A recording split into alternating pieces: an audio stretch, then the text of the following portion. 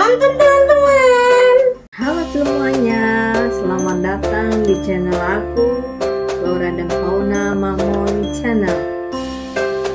Di video kali ini aku mau membagikan tutorial cara mengeringkan bunga lumpur liar yang berasal dari gulma untuk dekorasi kamar atau ruang tamu kalian. Sebelum kita ke proses pembuatannya, aku pengen kasih tahu apakah gulma itu ke kalian.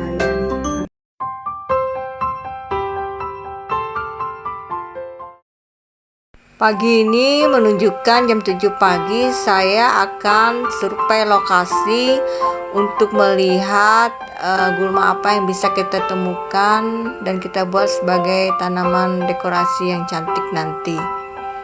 Ini adalah gulma teki-tekian yang biasa disebut sebagai Cyperus cyperoides.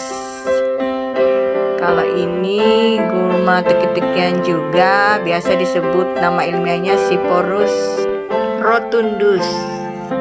Ini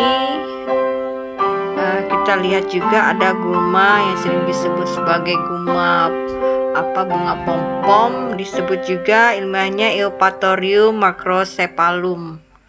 Nah, ini yang masih muda ya, masih hijau, bunga yang sering disebut sebagai bunga pom-pom.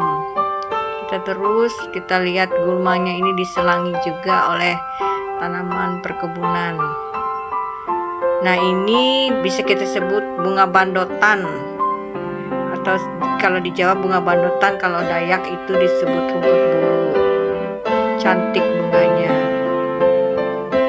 Terus kita juga lihat apalagi yang bisa kita jumpai. Nah, ini alang-alang. Alang-alang kalau biasa kita sebut sebagai Imperata cylindrica. Jadi alang-alang ini juga bagus kalau akan digunakan sebagai bunga kering untuk dekorasi menghias rumah. Nah, ini cantik sekali alang-alangnya. Tanaman berikutnya yang saya jumpai adalah karamunting dengan nama ilmiah Rhodomyrtus tomentosa. Tanaman ini sejenis tanaman liar dengan pohon berkayu. Tingginya hampir setinggi orang dewasa, bisa mencapai 4 meter. Bunganya berwarna ungu dengan buah yang dapat dimakan berwarna ungu hitam. Selanjutnya kita akan melakukan collecting spesimen, di mana saya akan mengambil gulma yang biasa kita sebut juga sebagai bunga pom-pom. Itu biasanya kita bisa lihat di Shopee, atau nama ilmiahnya Eupatorium macrocephalum. Mengapa saya mengambil gulma ini? Karena gulma ini saya lihat sebagian besar sudah pada kering bunganya, sehingga nanti akan memudahkan kita dalam proses pengeringan bunganya, tidak terlalu lama dikeringkan di sinar matahari. Nah, jadi di sini saya memotongnya tangkainya sekitar 1 meter atau lebih. Kita ambil secukupnya saja sesuai dengan keperluan kita.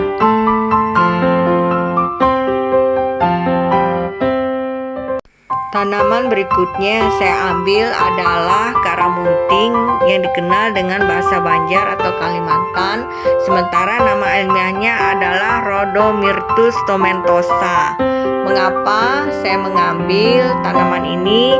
Karena tanaman ini dianggap sebagai gulma dan liar, batangnya berkayu dan banyak cabangnya, sehingga nantinya saya anggap ini cocok dipadukan sebagai ranting pelengkap bunga pom-pom yang sudah dikeringkan.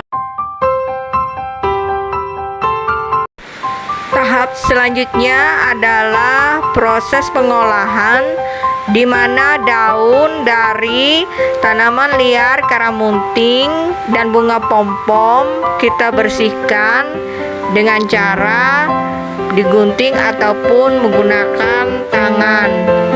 Hal ini dilakukan agar daun yang ada tidak membusuk nantinya dan memudahkan kita dalam proses penjemuran, sehingga kita hanya mendapatkan ranting dan bunga yang kita inginkan.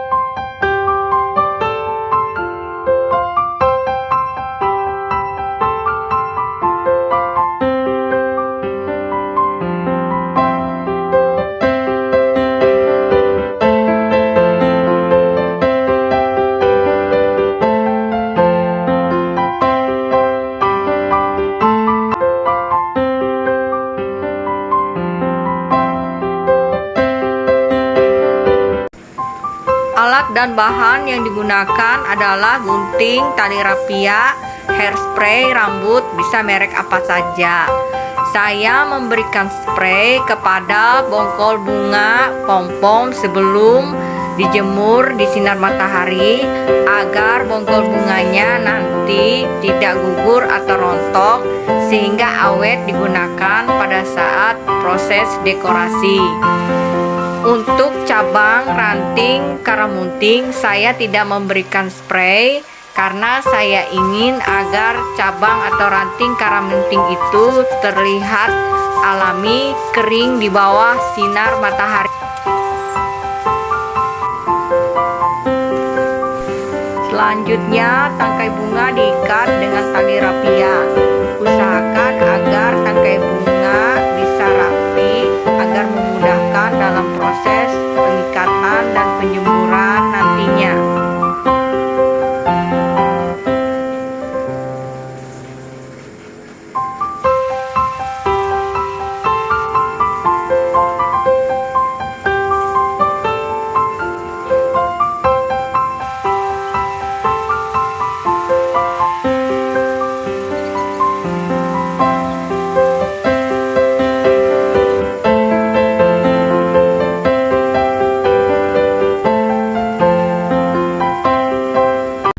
Selanjutnya, penjemuran spesimen di bawah sinar matahari. Untuk bunga pom-pom akan dijemur di bawah matahari selama 1 hari dan besok akan saya angin-anginkan di tempat dingin. Sementara untuk ranting cabang karamunting akan dijemur sampai kering setiap hari.